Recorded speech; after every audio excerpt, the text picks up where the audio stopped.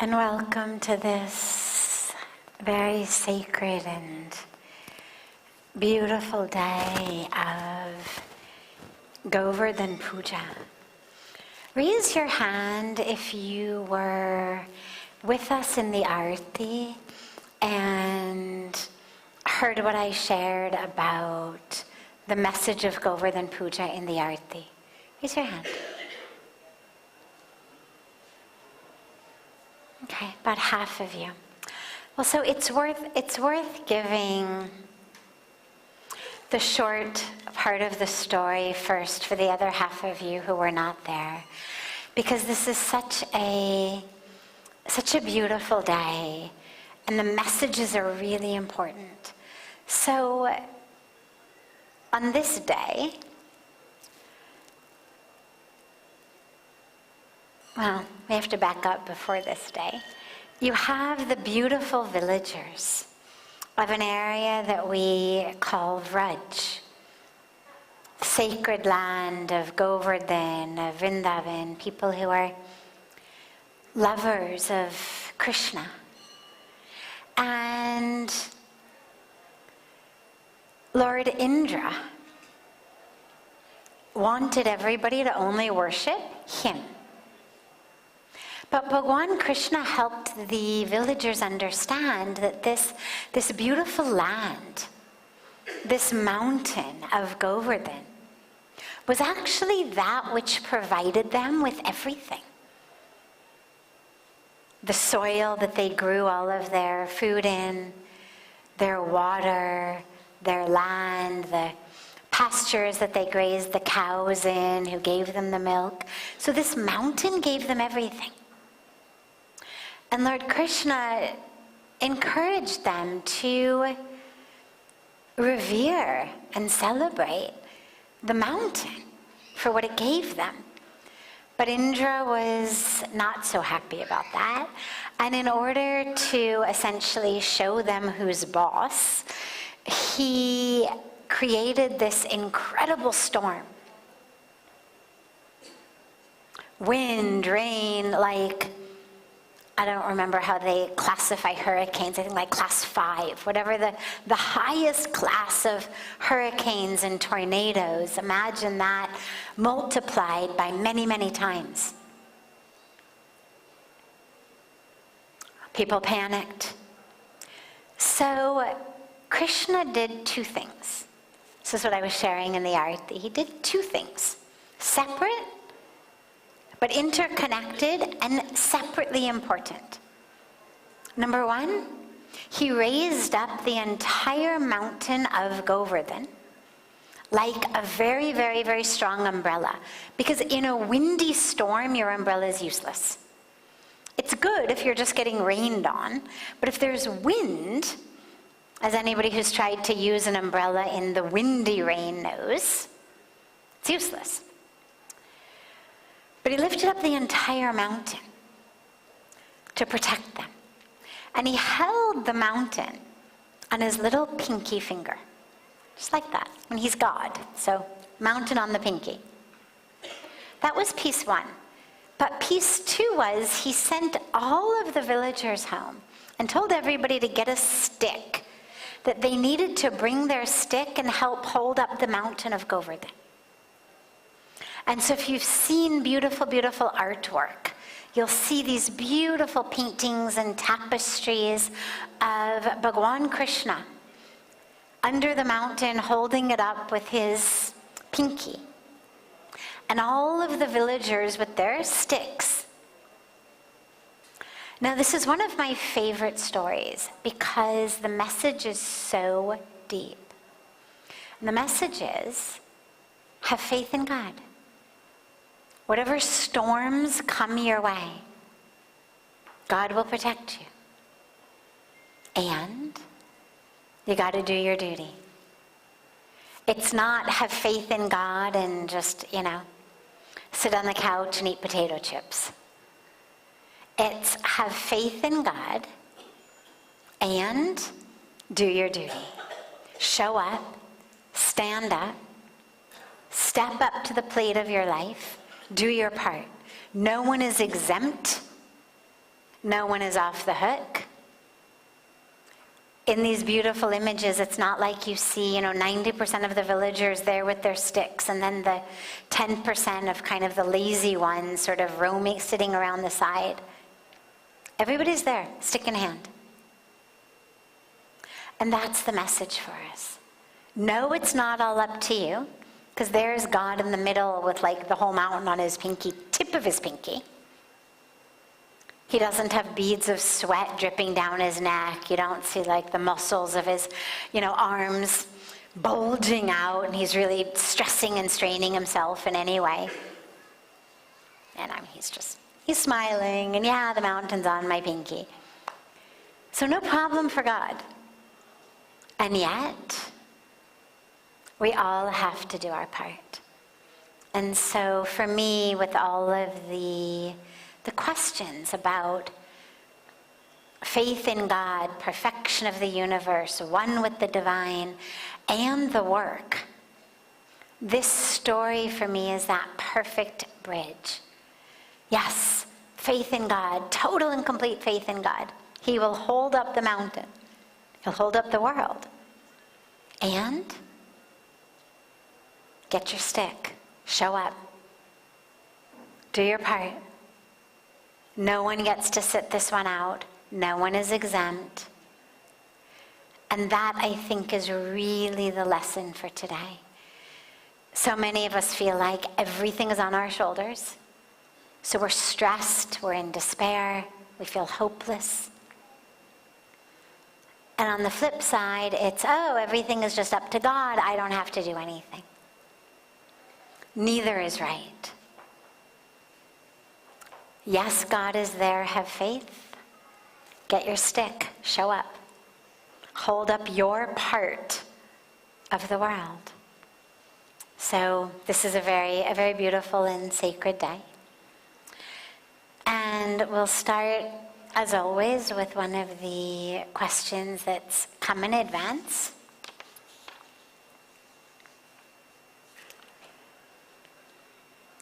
I want to be a better person, but I often feel trapped by my past mistakes. How can I move forward without constantly feeling guilty or burdened by who I was? And this is asked by Keiko from Tokyo, Japan.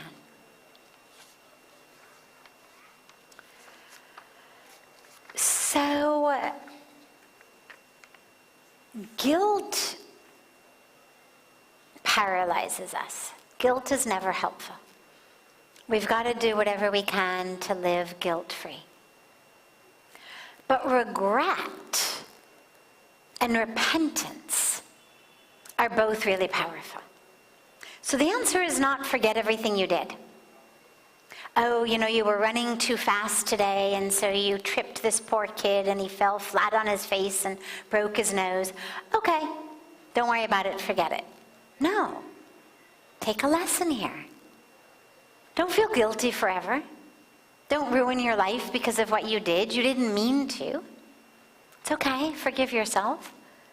But there should be regret, there should be repentance, and from the regret and the repentance, you should make a commitment. I'm going to move a little more slowly. I'm going to be more careful. I'm going to be more conscious.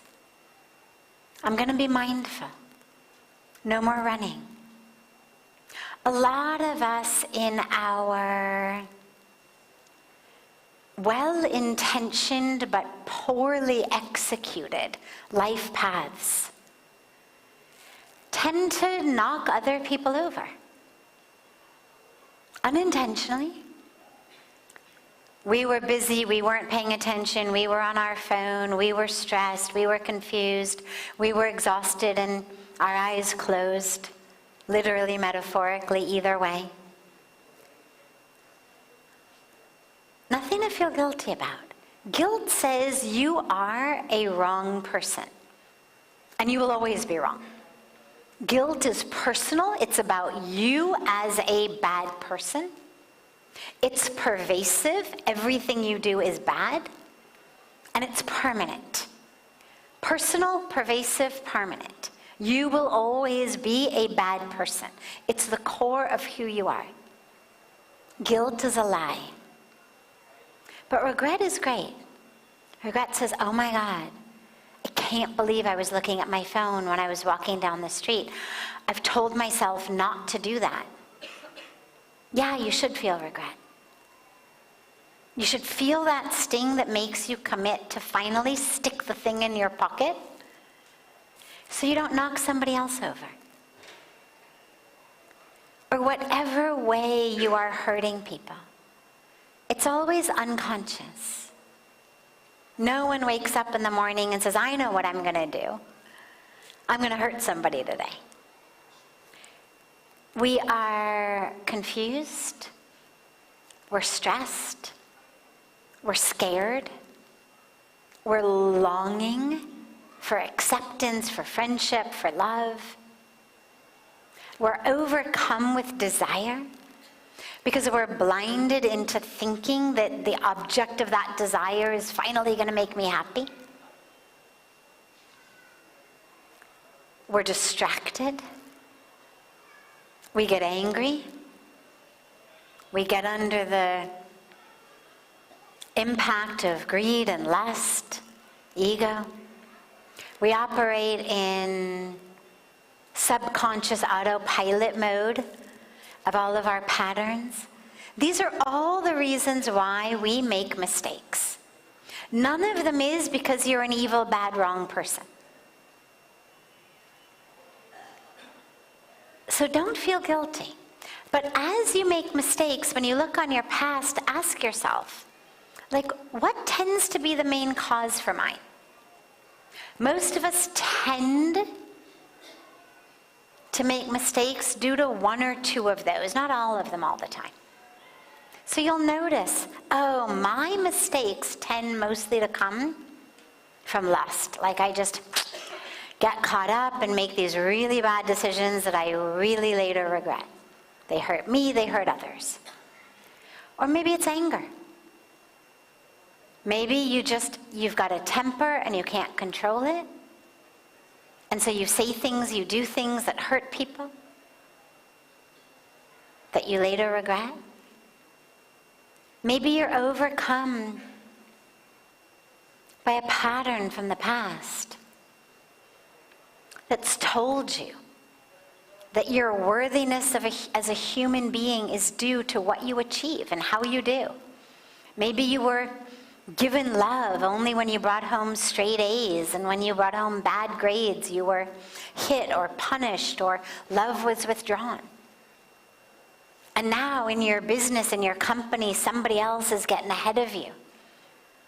You're not going to get the raise. You're not going to get the promotion. You're not going to be number one.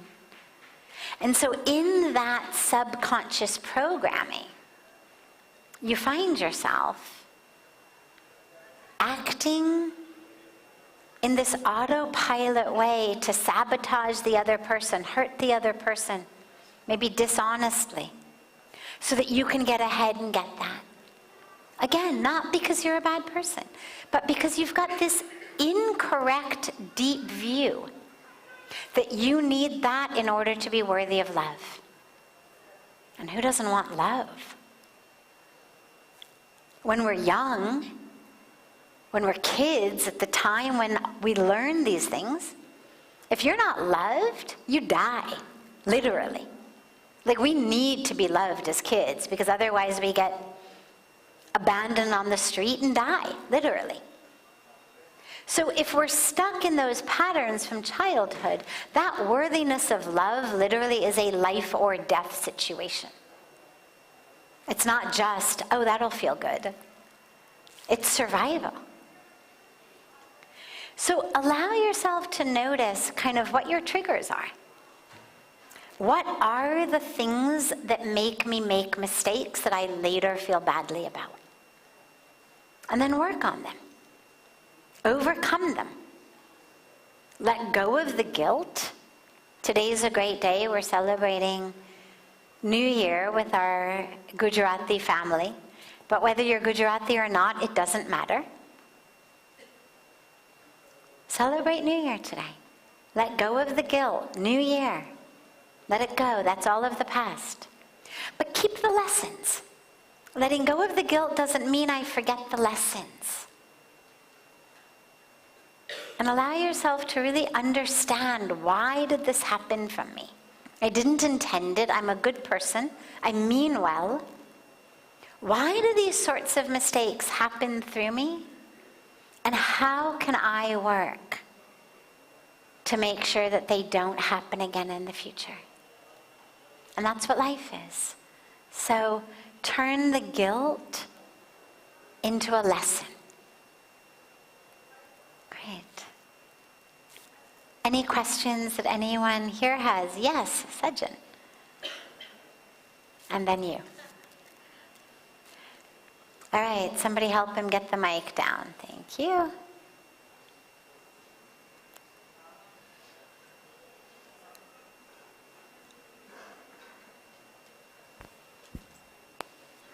So my next question is, why is it in one of the most connected times in history with phones, you can call someone on the other side of the world, that majority of people are more lonely? The majority of people are more lonely. Ah. Great question. Why at a time in the world where with our phones, our devices, in a split second, we can connect with anyone, anywhere in the world, why are people so lonely today?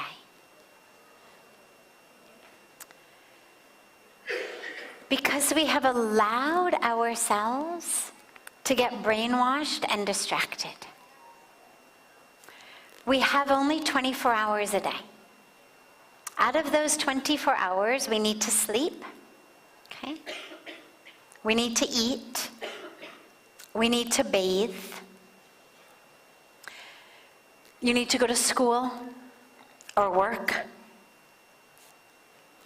Many, many hours of your day are already spoken for. The few hours a day that you have left, that are what we will call discretionary hours, they are up to you to do with them whatever you want.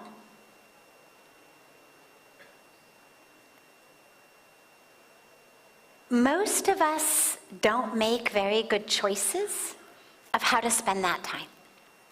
If we spent that time exercising, in nature, reading things that inspired us, uplifted us, educated us, taught us about other cultures, if we spent that time with loved ones, if we spent that time in service of others, we would eliminate most of the depression, the anxiety, the loneliness that we experience in the world. Along with, of course, heart disease and diabetes and so many of the illnesses that we face. Because when we're lonely and depressed, for a lot of people, French fries are their friend. So they end up physically sick as well. The dilemma is that our brains operate on the basis of habit, okay? So just like our bodies do, our brains operate on the basis of habit. So what we learn, that's what we're likely to do. You're very lucky. You're growing up in a family who actually read books, who actually make music, who actually do service, who actually go into nature, who come to spiritual places, who go to temple. This is the habit that you and your brother are learning to have. There will come a time in your life where you get to make your own choices. Nobody's going to be there to tell you what to do. But by that point, all of your subconscious programming is already set. But imagine that you grew up in a family instead where all day long everybody sat around watching TV, drinking alcohol. Right? The feet up on the table, beer in hand, TV on, phone in the other hand. What do you think you'd learn? right? Chances are that that would be what you would start doing. Because we learn from what we see, we learn from what we experience. This is how we get habits. It's what we call sanskaras. They are impressions on your psyche, on your brain, on your personality. Now, because most of us allow ourselves to get distracted, we fall into the hands of lots of great science these days, billion, trillion dollar science that has figured out how to steal our lives. They have figured out how to program these devices, the phones, the iPads, the computers, the TVs, in such a way that we never want to stand up, that we just want to watch one after another, after another, after another, that we want to keep scrolling and scrolling and scrolling. What they've done, in my opinion, is criminal. They've turned something into an addiction, like cigarettes. There's all kinds of rules about who you can sell cigarettes and alcohol to, how you're allowed to advertise them. These device makers, the app makers, have actually spent even more money, more time, more brilliance figuring out how to get us to just want to keep staring at them. And so when people have free time, what do? They stare at their device. And the dilemma is, it makes you very lonely. There's lots of research that shows after spending time on your device, you are more depressed than before. People are, bored and they think, oh yeah, I'll just kind of scroll TikTok for a while and then I'll feel better. All of the science shows you will feel worse. The other sad part about it is, because we spend so much time on our devices, we have started to mistake followers or online friends for real friends.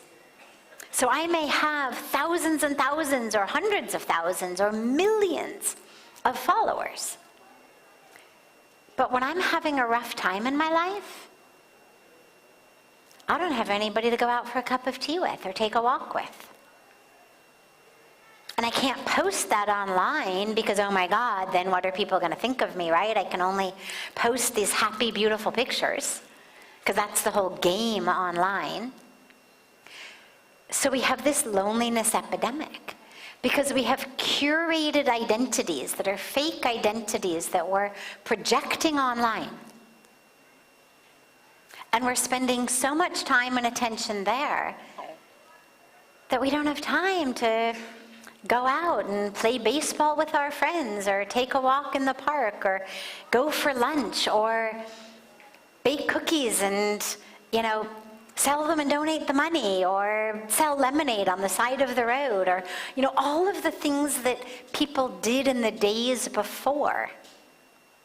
We were staring at devices all day long. So we're getting more and more lonely.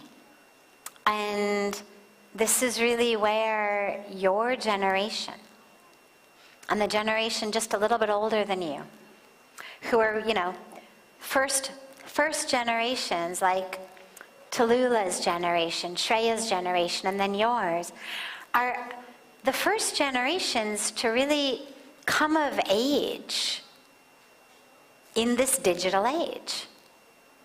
And then for you guys, like since birth. You're going to have to figure out how much time you want to spend on your device. That's going to be up to you. Your parents can control you while you're near their house. But as you grow, you've got to decide, do I want to go down this path or this path? Everybody who does this is lonely, feels badly about themselves, has low self-esteem, doesn't have enough time, is stressed out because they don't have enough time. And people who follow this path tend to actually be much happier. So you're going to get to make those decisions on your own, but This is a really important lesson. Friends on your device do not take the place of friends in life. But in order to have friends in life, you have to be prepared to put down the device and actually have a real conversation. Because it's only that that makes us not be lonely. And the most powerful way not to be lonely is a spiritual connection. But again, if my phone's next to me and it's flashing and it's buzzing and it's beeping, it's really hard to keep meditating. So I get distracted. And when my brain has been programmed to be distracted because I'm on my device all day, then even if my phone is in the other room, it's very hard to get my brain to meditate because it's been programmed the other way. So this is the age. Take care of your brains.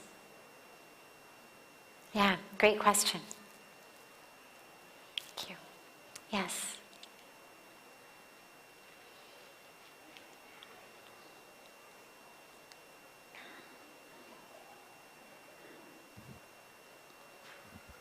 Hi, I'm Layla.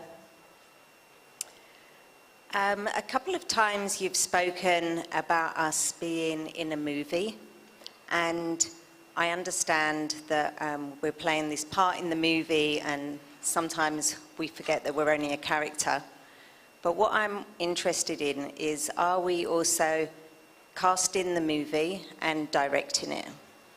Great question.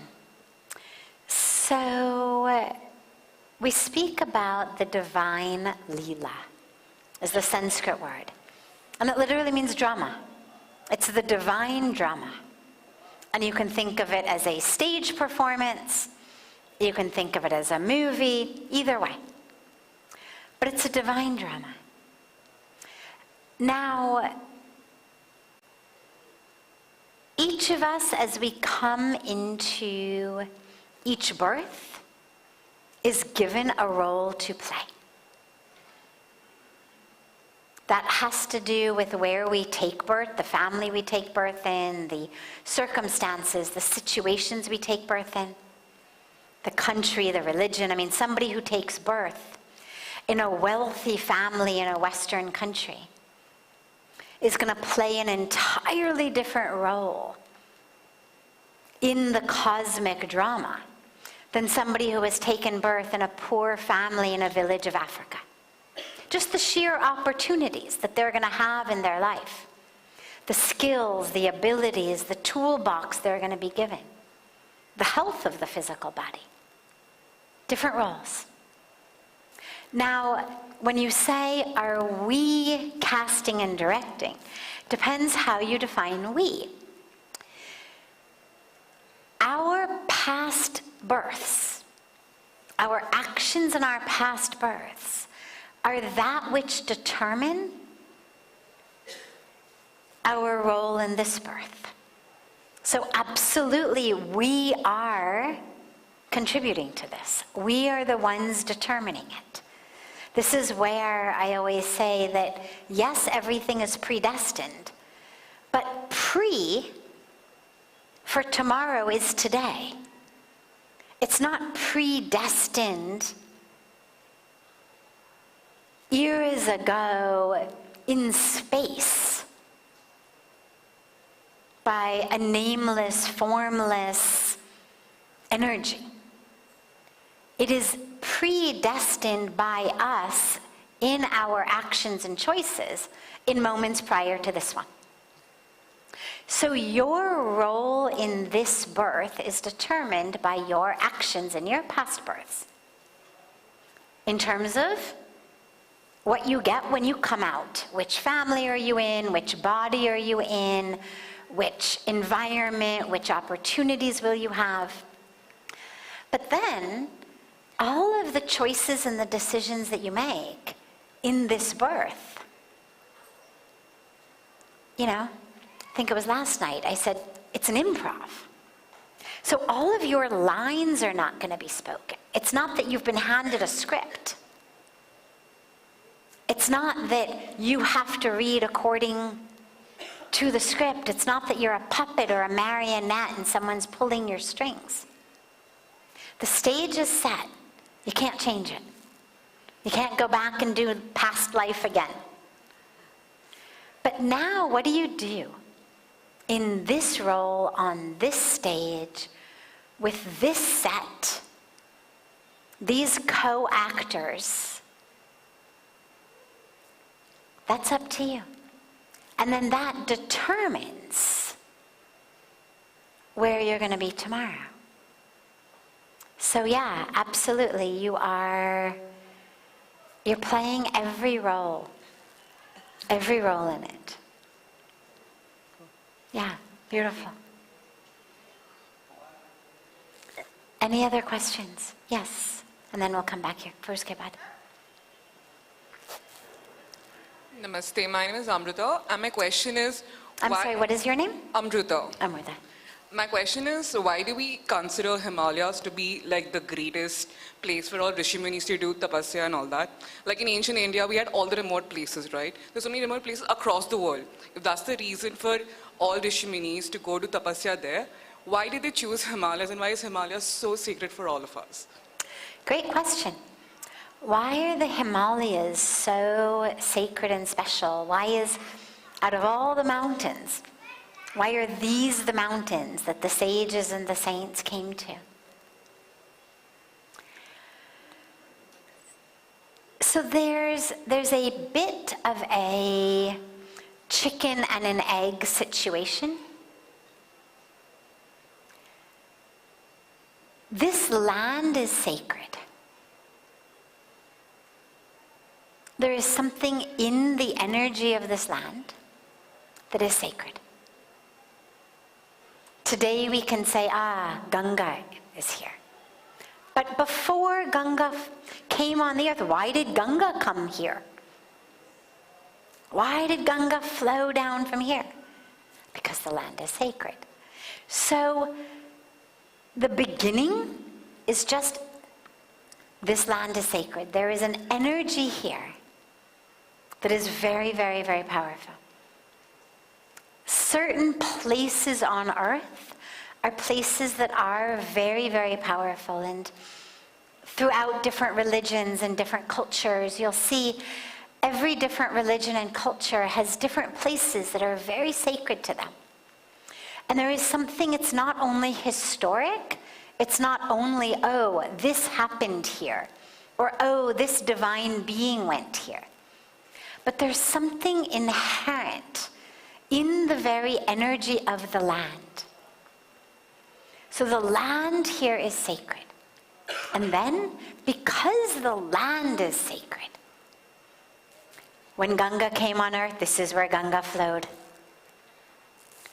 As Ganga flowed, it drew even more sages and saints and rishis, plus the power and the blessings of Ganga. So you've got a land that is sacred to begin with. And then, because of its inherent sacredness, it's drawing all of these beings to come and meditate and do puja and do prayers and fill the area with their sacredness, so it gets even more sacred. It becomes even more holy. So it just continues to get even more sacred. But the origins, because something there, something in the land, in the very energy of the land, we have, if you study the earth, there's different magnetic poles in different places. I mean, we know North Pole and South Pole. But people who study these things, and I am not one of them, but I, every once in a while, hear a bit of a conversation amongst people talking about these sorts of things. There's a lot of research about magnetic poles and the impact of different magnetic poles in different areas. Why ancient people worshipped and went to certain places. There was something pull there, an energy there. So, yeah, there's a very, very powerful, actual energy that's here. Thank you. Yeah, beautiful. Last, your question. Good evening, ma'am. My name is Jigar. Come a little closer to the microphone. Good evening, ma'am. My name is Jigar, and I'm from. Speak into the mic so we can actually, yeah. Yeah, I am from. Thank you. I am from Gujarat, and yesterday I was here, and I heard that you have done PhD from Oxford, so I need some corrections of my. My life was like I was not into marijuana and all that things, but in my college life I got it on that. And first of all, my mind was left side, and I was right hand. That it can impact that. If I was thinking left side, it was right, but my hand was I was right hand side. Then all the decisions were wrong, or something you can say? I'm not sure that I understood the question. You were saying that earlier in your life, you were using marijuana. No, ma'am. I am saying that were- I was very silent person. I was showing the You video. were not using it, okay? I was, if I saw the video, if I saw the cricket, I like left-handers. Everything was of my mind was left-handed side. If I watch Australian team, it was Adam Gilchrist who was left-hander. He was my favorite, but I was right-handed. So whatever you yeah. saw on your left side, Yeah, left side. you were attracted to that. Yeah. And is that still going on? Or this was only when you were young? No, from childhood. From childhood? Yeah. That which you see on your left side Yeah, attracts you yeah, more than that which you see on your right side. yeah. And I am right side. And you're right-handed when you're Yeah. right. Okay, no problem. So what I would say is, as you move through the world, it's an interesting idiosyncrasy. I don't have the, without more information about what's actually going on in your brain and your optic nerve and your eyes, I couldn't give you a scientific reason for that. But what I would say is, if that's true, then as you move through the world, move your head around like this, so that you can be attracted to everything, so that your left eye gets to see everything.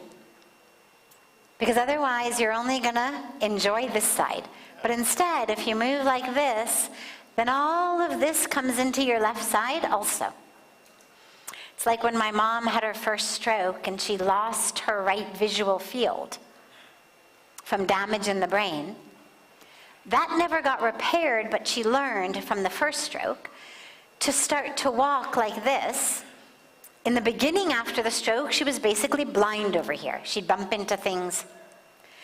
But as the months went by with her visual therapy, she learned to move the head, and suddenly it became second nature. So she could see. So I would say for you, it sounds more like an emotional response to the world than actually a neurological problem. But allow your mission then to be, as long as what you see here you feel more favorably about, if you ever see something that you don't feel favorably about, just turn your head. It's a beautiful teaching. We're told, somebody insults you, turn the other cheek. And for you, literally, it's like that. Just learn to see the world. Maybe close your right eye sometimes. Not when you're walking, not when you're driving, not when you need your depth of field, but see as much of the world as you can then out of your left side. And should you be in a hospital or a medical facility where you could actually get, an MRI of the brain, it might be worth it. But if your vision is fine and you don't have any other symptoms, then it's probably just an internal idiosyncratic preference. I wouldn't worry about it. But yeah, take it as a challenge to just see the world through your left eye then. Left eye, I don't think, ma'am. I'm asking about left brain and right brain. Well, but what you see in the world, you're seeing it with your eyes. What goes in your left eye is going to your right brain, not your left brain. What you see in your right eye goes to your left brain. Yeah. It's actually not even eyes, it's visual field, but I won't go into all the neurology at the moment. Whichever side makes you happy, look from that side. And then ultimately try to make all of it your good side. I want to be in life. My life has been destroyed and I'm just 25 years. Life is not destroyed. Here you are in a beautiful, healthy body. You're strong, you're healthy, you've got the freedom to be here, you've made the choice to be here, you've got everything going for you. Use your sight. Left eye, right eye, left brain, right brain. Use all of it. I need To help. make the decisions and to make the choices that are going to take you onto the right path. Don't touch drugs. Don't even think about touching drugs. Use your full brain, full eyesight. Make good decisions. And then walk forward with them. 25 is very young. You've got your whole life ahead of you. Okay? Beautiful. Thank you, ma'am. Yes. Have a beautiful, beautiful rest of your evenings, everyone. And I look so forward to seeing you all again tomorrow. And so, so much love.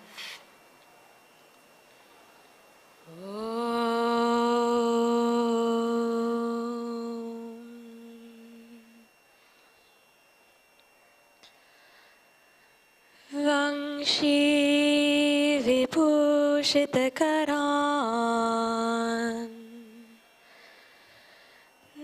Navanirata